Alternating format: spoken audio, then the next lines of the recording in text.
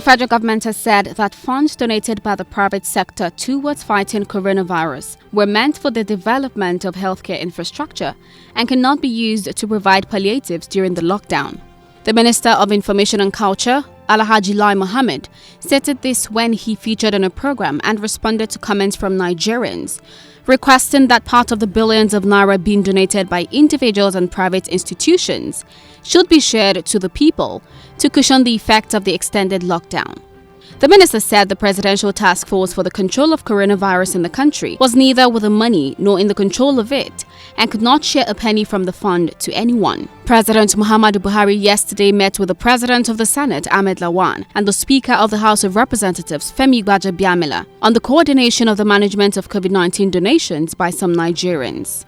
Speaking with State House correspondents after the meeting held behind closed doors, the Senate President said the meeting dwelt much on the efforts by the government to contain the spread of the COVID-19 pandemic and equitable distribution of the palliatives.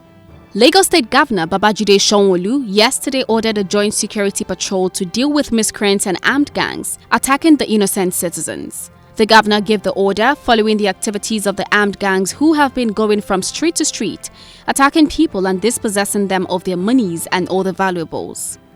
He also said the state government will commence remittance of cash transfer to 250,000 indigent youth. Governors in the 19 northern states of the Federation have said that states in the region cannot afford the lockdown, noting that the development would come at a high cost.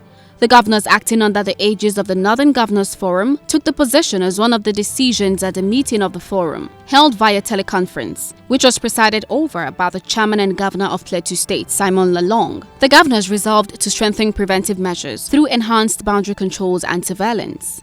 South Koreans headed to the polls on Wednesday, with a big turnout expected despite the COVID-19 threat. South Korea is the first country with a major virus outbreak to hold a national election since the global pandemic began, and a complex web of safety measures was spun around the ballot, as well as the campaigning that preceded it.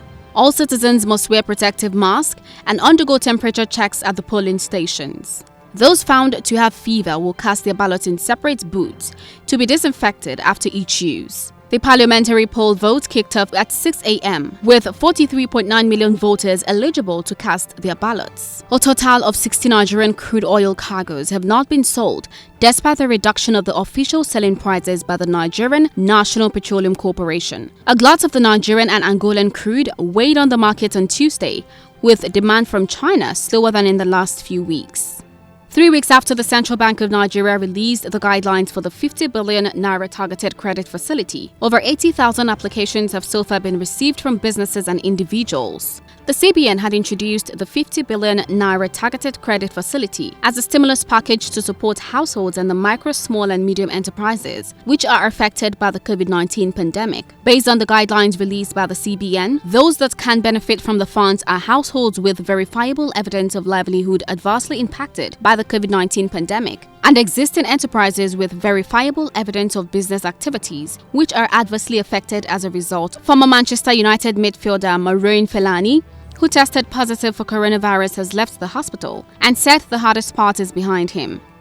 The Belgium international has had 3 weeks of treatment in China after being diagnosed on the 22nd of March. According to Chinese media reports, Fellaini was in isolation at Jinan Hospital, which specializes in infectious diseases. During his stay, he posted videos of himself doing fitness work on social media.